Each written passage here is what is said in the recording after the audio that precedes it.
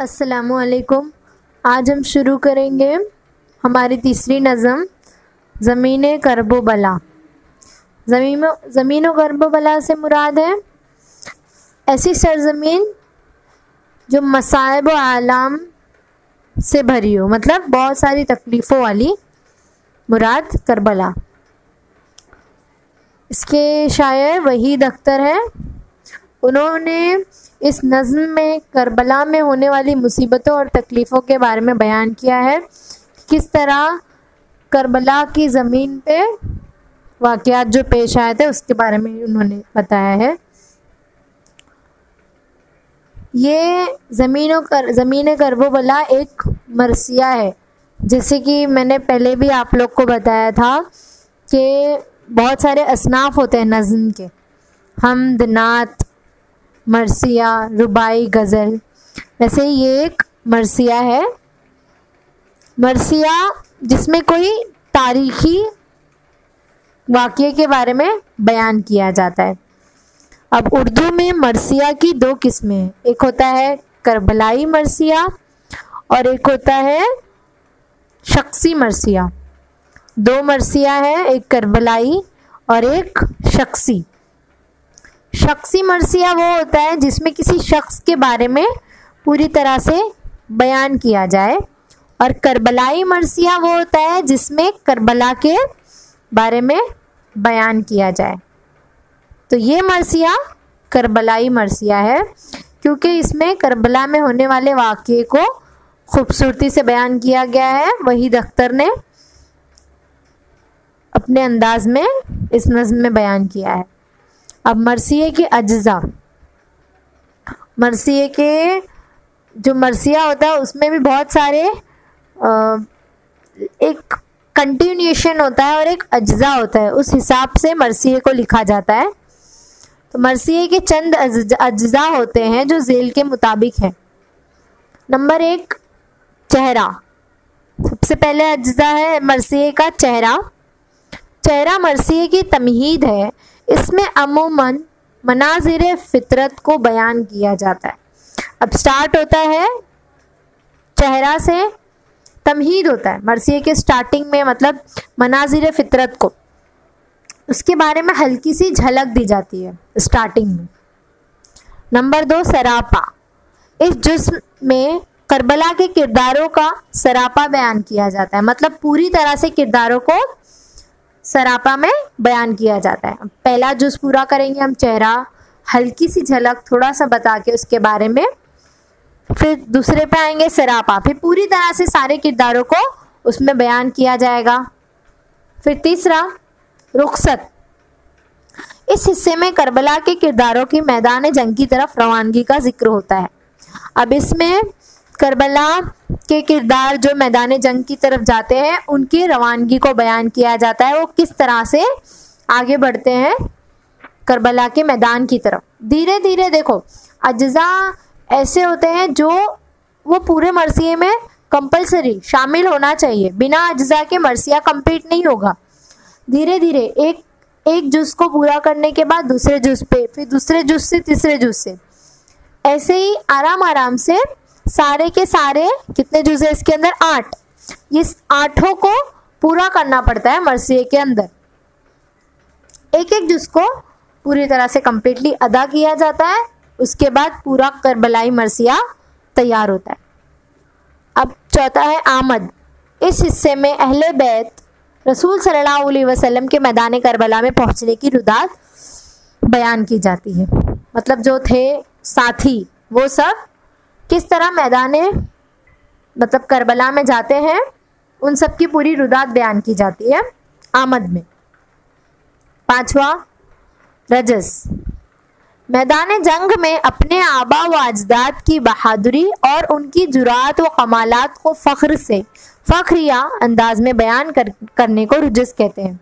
अब रुजस में क्या होता है, उस करबला के मैदान में किस तरह से, मतलब हमारे आबा व अजदाद से, मतलब अपने आबा व अजदाद से मतलब है कि अहले बैत, मतलब हुजूर सल्लल्लाहु अलैहि वसल्लम के लोग और और जो करबला वाले थे उन्होंने किस तरह से बहादुरी दिखाई, किस तरह से कमालात किए थे, उन सबको फ़ख्रिया मतलब हम उन पर फ़ख्र करते हैं कि उन्होंने करबला के मैदान में शिरकत की और किस तरह से अपनी जान गंवा दी। ये सबको फ़ख्रिया अंदाज में रजज़ में बयान किया जाता है कि हम सबको उन लोगों पर फ़ख्र है।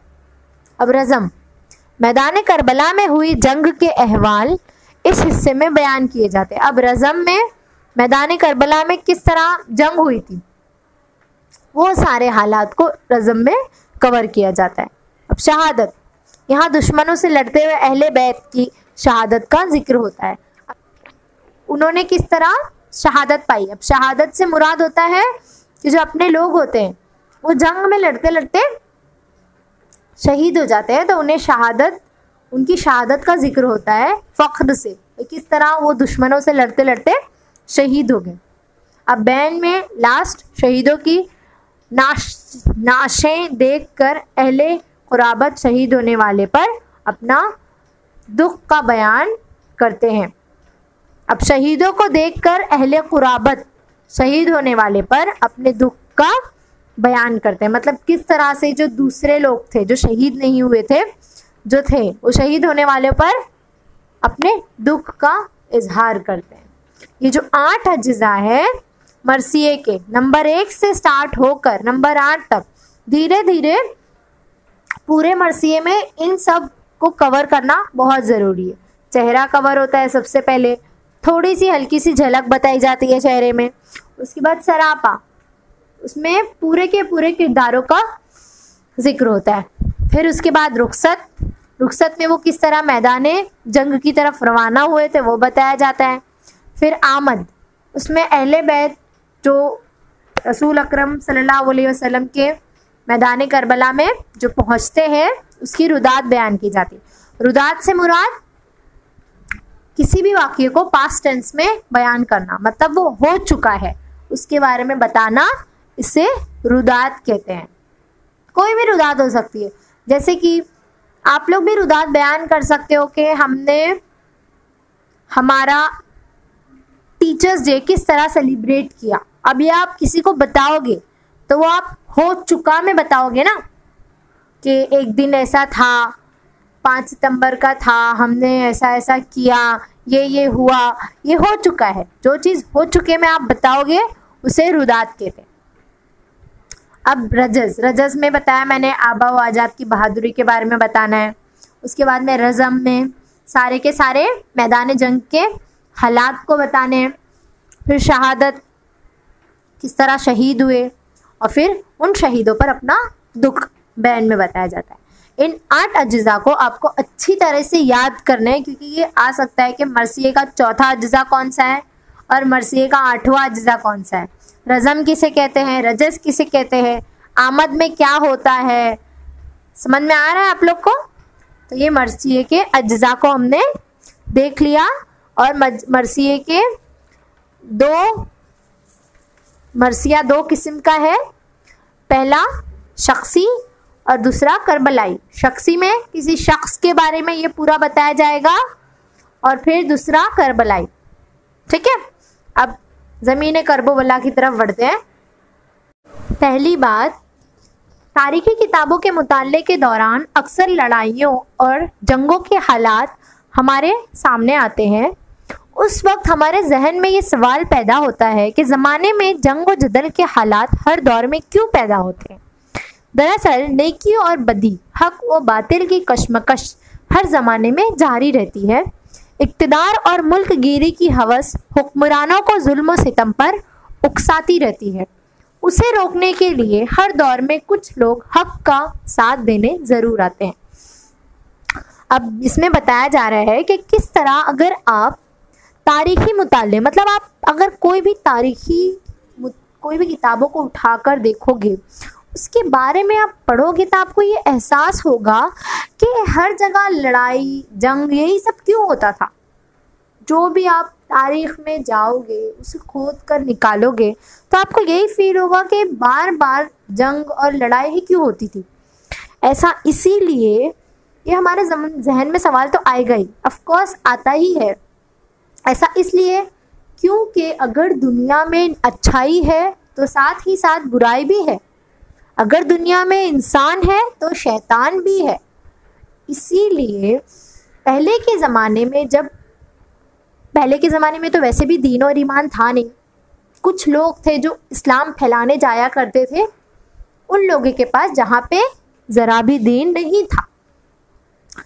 तो जब नेकी और बदी की जो लड़ाई होती थी, कश्मकश जो हर ज़माने में होती थी, उस वजह से जंगी हुआ करती थी, बहुत सारी जंग। और इसी वजह से भी होती थी कि हम ईमान लाएंगे, पहले हमसे जंग करो, हमसे मुकाबला करो, उसके बाद हम ईमान लाएंगे। ऐसे ही हक को पाने के लिए जो लड़ाइयाँ होती थी, ये सब हर ज़माने में होती थी। मुल्क पर हुकूमत की भी आती थी।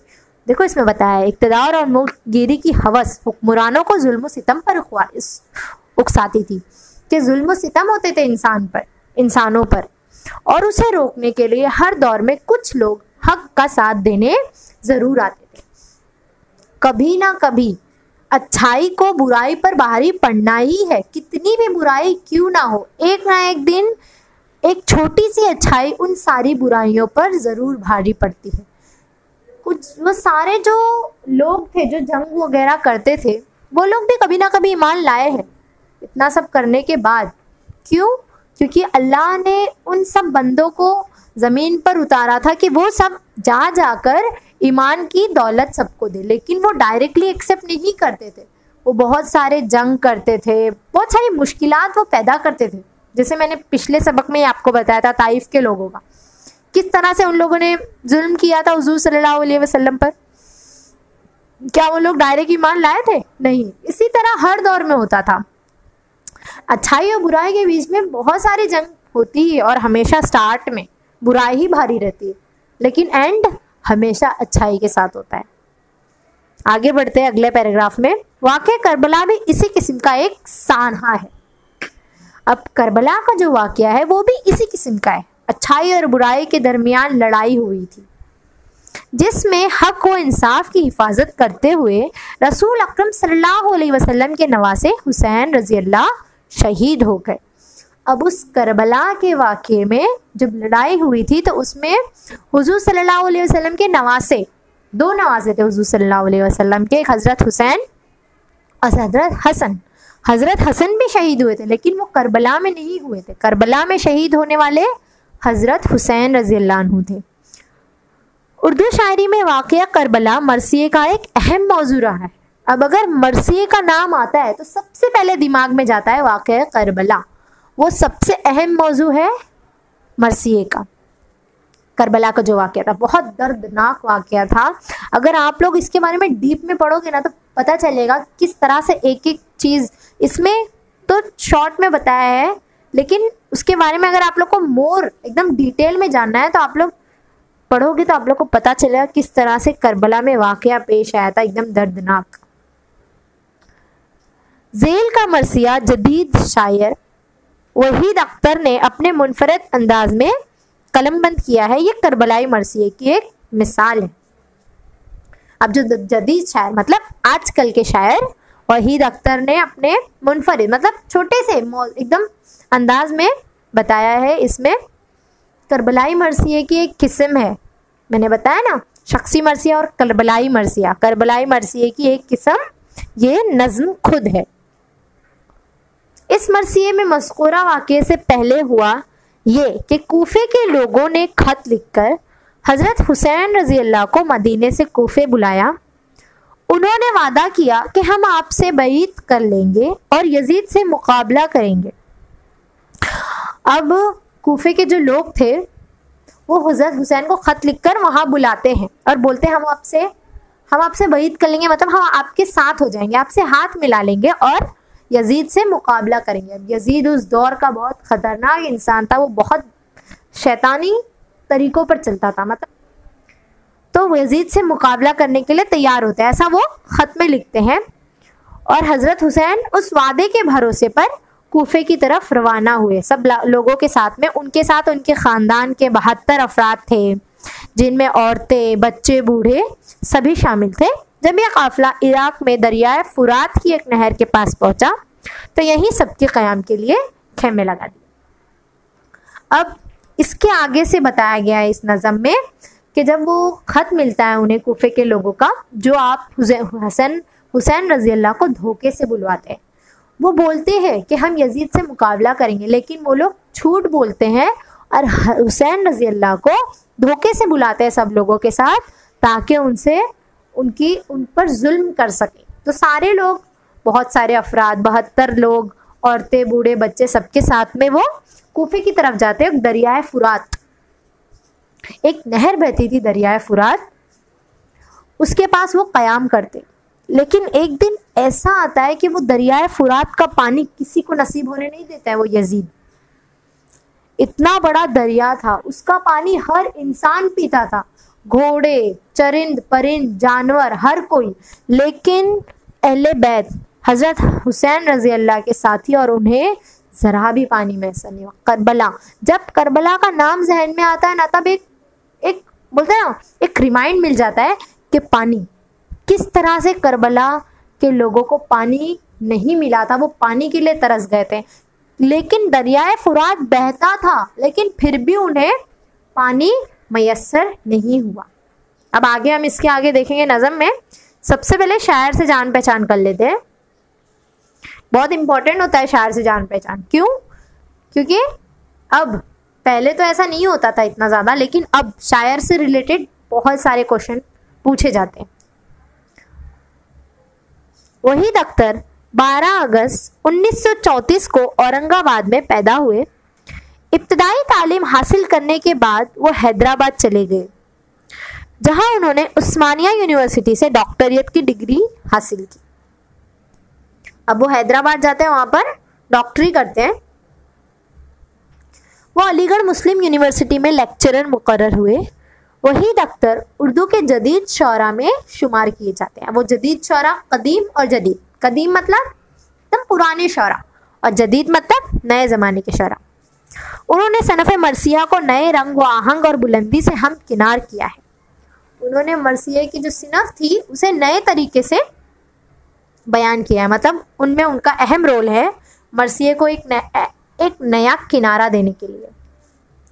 इस सिलसिले में उनके 8 मरसियों का मजमुआ करबला ता करबला काबिल ज़िक्र है, जिससे ज़ेल का मरसिया माखूज है। माखूज मतलब लिया गया है। अब उनका एक पहला मरसिया था करबला ता करबला, एक मजमुआ था, उसमें से उन्होंने एक छोटा सा पार्ट निकाल के ज़मीनों करबोबला मतलब आपकी ये नज़्म बनाई है। पत्थरों का मुगन्नी, शब का रज़मिया, जंजीर का नगमा उनके शेरी मजमुए हैं। उनके मजमुए बताए 3, पत्थरों का मुगन्नी, शब का रज़मिया और जंजीर का नगमा। ख्वाजा मीर दर्द, तसूफ और शायरी, फ़लसफ़ा और अदबी तनकीद उनकी नसरी तसानीफ़ हैं। 1996 में हैदराबाद में उनका इंतकाल हो गया।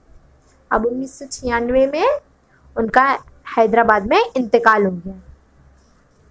बढ़ते हैं नज़म की तरफ। नज़म में बढ़ने से पहले मैं ये बता दूं कि आप लोगों को इसका खुलासा लिखना है कंपलसरी, ठीक है।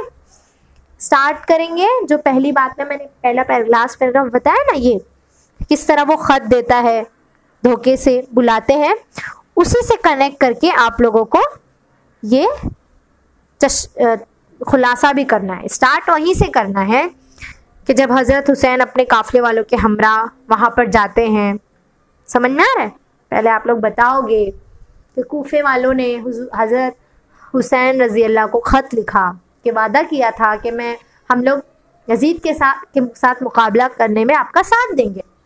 तो उसी वादे को लेकर हज़रत हुसैन अपने 72 अफराद, बच्चे, बूढ़े, नौजवान के साथ चलते हैं कूफे की तरफ और एक दरियाए फुरात के किनारे अपना खैमे लगा लेते हैं। ठीक है, चलो नज़म की तरफ चलते हैं।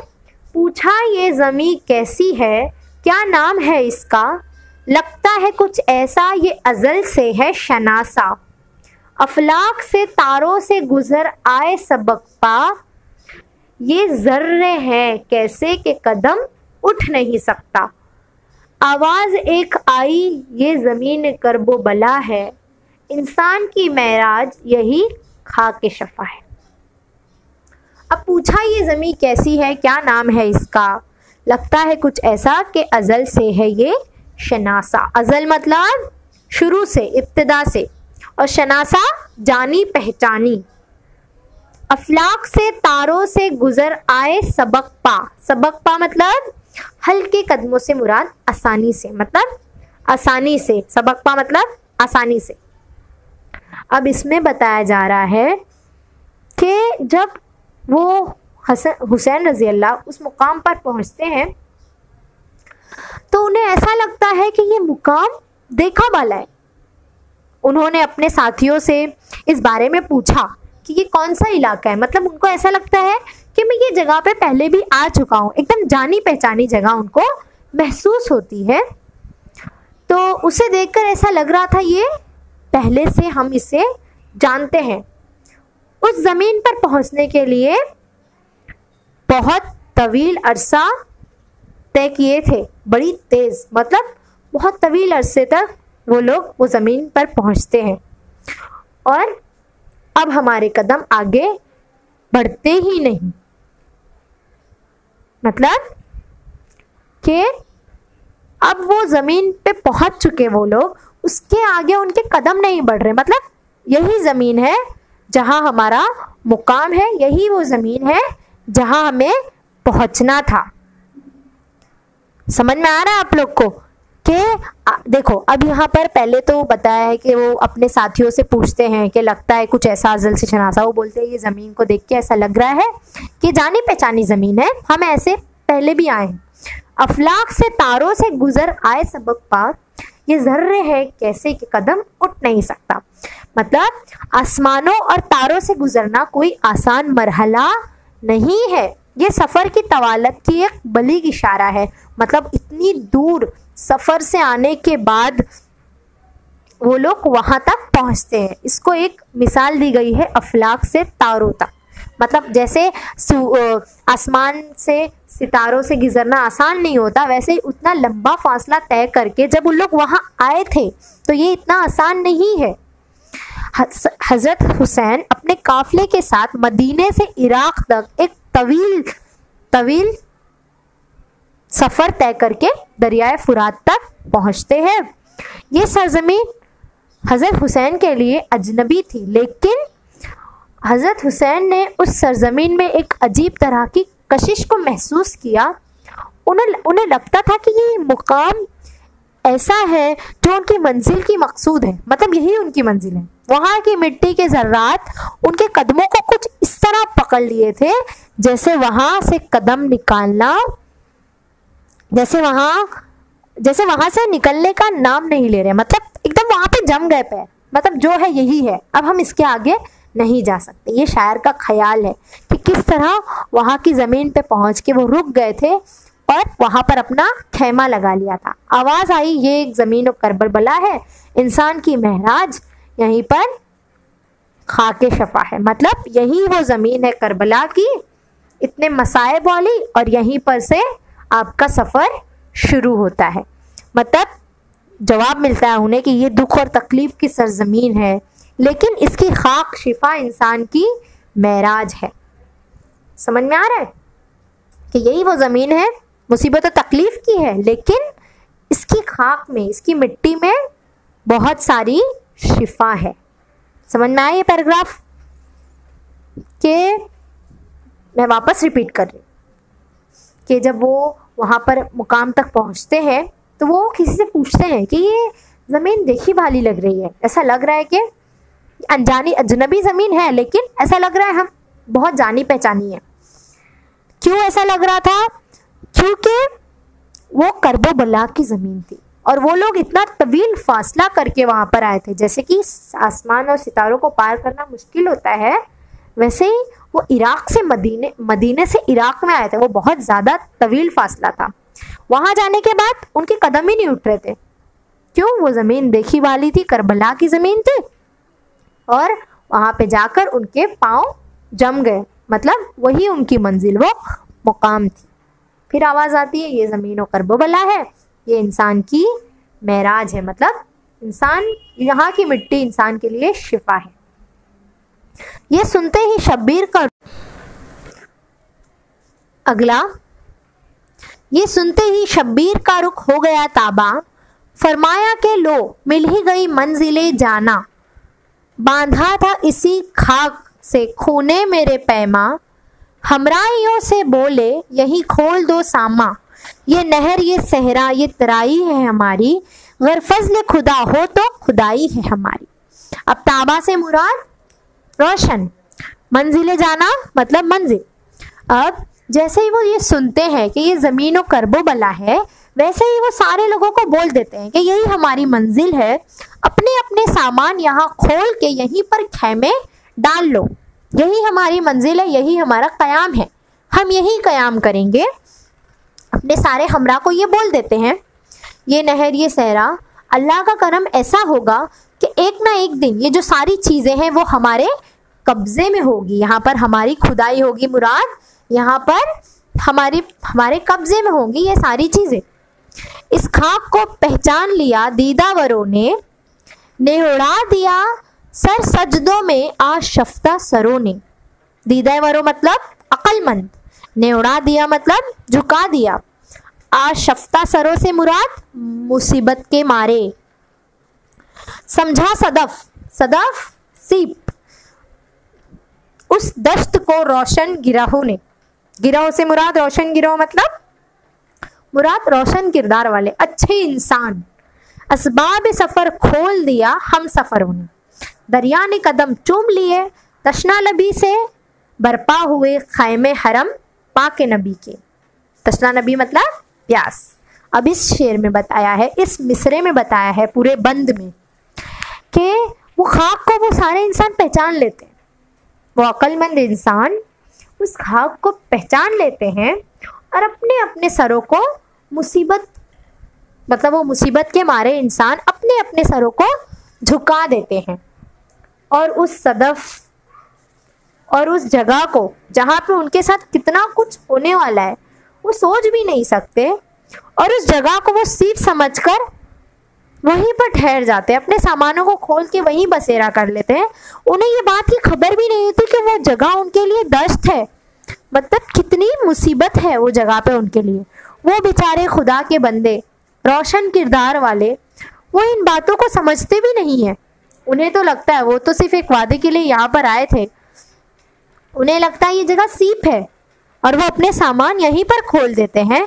दरिया ने कदम चूम लिए मतलब वहाँ पे दरिया था उनकी प्यास बुझाने के लिए, और वो सारी खवातीन अहले बैत हुजूर सल्लल्लाहु अलैहि वसल्लम मतलब वहाँ पे जो लोग थे उनके साथ पे, वो लोगों ने वहीं पर खैमे को जमा लिया। मतलब पहले के ज़माने में कैसा होता था कि अगर काफिला निकलता था तो काफिले के लिए जब ठहरा जाता था तो एक खैमा बनाया जाता था, कपड़े का रहता था, चादर तान के घर बनाते थे छोटे से खैमे, और उसमें उन लोग रहते थे।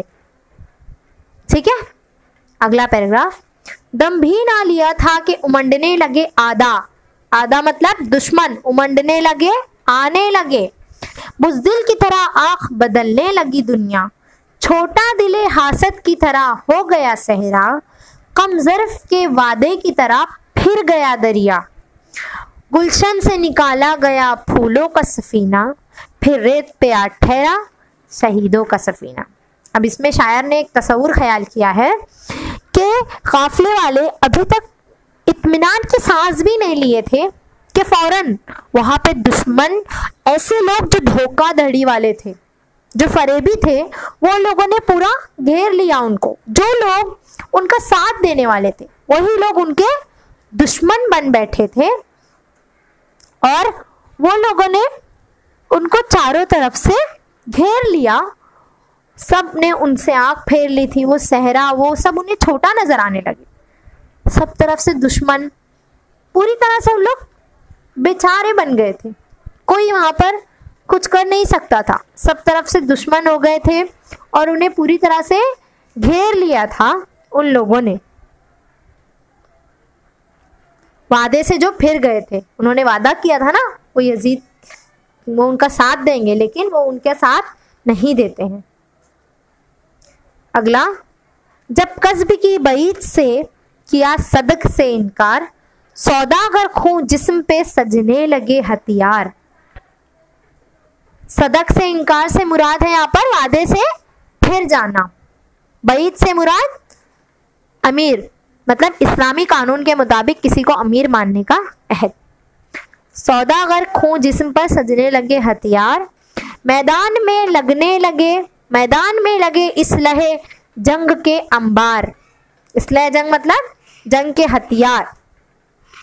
शरहक के मुकाबिल हुआ आमादे पेकार। आमादे पेकार मतलब जंग के लिए तैयार। ख्वाबेदा ज़मीरों ने किया जब्र से सौदा। ख्वाबेदा ज़मीरों मतलब जिनका ज़मीर सोया हुआ है, मतलब बेहिस लोग।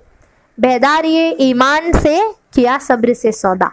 बेदारिये ईमान मुराद ईमान की ताजगी।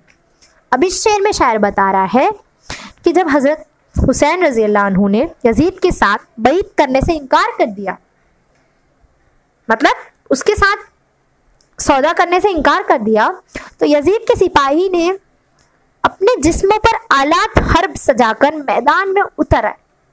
मैदान जंग में हर तरफ जंग के हथियार दिखाई देने लगे। बातिल हक के मुकाबिल आ खड़ा हुआ। वो जालिम व जाबिर थे, बेहिस बेमुरव्वत थे, उनके दिल में जरा रहम नहीं था। अहलो ईमान ताकत व तादाद के लिहाज से बिल्कुल बातिल के मुकाबिल में थोड़े थे, मगर उनके दिलों में ईमान का जोश व खरोश था। वो सब्र तहम्मुल के साथ एक एक करके जाम शहादत नोश करते रहे और मौर्रिख आखिर में वक्त हक बाकिल की तफसीलात तारीख के औराख में रकम करता रहा। मुराद वो लोग इतना परेशान करने लगे जब उन्होंने सौदा देने से इनकार कर दिया कि नहीं, वो उनकी बातें नहीं सुनेंगे, तो फिर उन्होंने सिर्फ खंजर निकाला, सबको खंजर दिखाने लगे और आखिरकार वो उन लोग नहीं माने। तो मुकाबला कुछ इस तरह हुआ कि एक तरफ बेहिस लोग थे, वो दुश्मन लोग जिनके पास कोई ज़मीर नहीं था, वादे के झूठे इंसान थे, और एक तरफ हज़रत हुसैन के लोग थे जो बिल्कुल वादे के पक्के थे, रोशन किरदार वाले थे। बस इस तरह शायर ने बताया है कि किस तरह उन लोगों ने उन्हें बुलाया और फिर उनके साथ धोखाधड़ी की। इसके बीच में भी बहुत कुछ हुआ। उन खेमों में आग लगी थी, उन्हें पानी के लिए तरसाया गया था। ये सब चीज़ों को शायर ने इतना डीप में इसमें नहीं समझाया है, बस इस तरह बताया है कि उनको बुलाकर उन्हें धोखाधड़ी से अपने गिरफ्त में ले लिया, बस। और उनके साथ क्या हुआ यहाँ पे कुछ नहीं बताया गया है, यहाँ पे सिर्फ छोटा सा जिक्र किया गया है, ठीक है। तो आप लोग को भी सिर्फ छोटा सा खुलासे में लिखना है कि खत के जरिए उन्हें बुलाया गया और फिर वहां पर जो मैंने बताया है ज़मीन के बारे में वो सब बताना है। फिर वो जब खेमे में सांस लेते हैं कि फौरन दुश्मन आ गिरते हैं और चारों तरफ से उन्हें घेर लेते हैं, और जब वो उनसे सौदा करने से इनकार कर देते हैं तो फिर दोनों में जंग का ऐलान हो जाता है, एक तरफ अच्छे लोग और एक तरफ बुरे लोग। बस इस नज़्म में इतना ही है, ठीक है। ध्यान से पढ़ना है और इसके हार्ड अल्फाज को आप लोगों को याद करना है मानी, और इसका खुलासा करना है। ज़मीन करबोबला की सिनफ, कौन सी सिनफ है ज़मीन करबोबला? ये एक मरसिया है। मरसिया की किस्में कौन सी किस्में? मैंने दो बताई थी, एक शख्सी मरसिया और एक करबलाई मरसिया। नज़्म के शायर का नाम और नज़्म का माखज़ आप लोग को लिखना है। उसके आगे करबोबला के देगर नाम तहरीर कीजिए। नज़्म में इस्तेमाल किए गए ज़मीनों करबोबला के और कौन कौन से नाम इससे इस्तेमाल किए गए वो ढूंढना है और आपको लिखना है, ठीक है। आगे तशरीह है, ठीक है, आप लोगों को खुद तशरीह करना है। इंशाल्लाह अगले लेक्चर में हम गज़ल पढ़ेंगे या फिर कोई सबक। आज के लिए बस इतना ही। All the best. नज़म को ध्यान से पढ़ो और खुलासा करो। और ये अज्जा है, इसको ध्यान से याद करना है हम लोग को। अल्लाह हाफिज, ऑल द बेस्ट।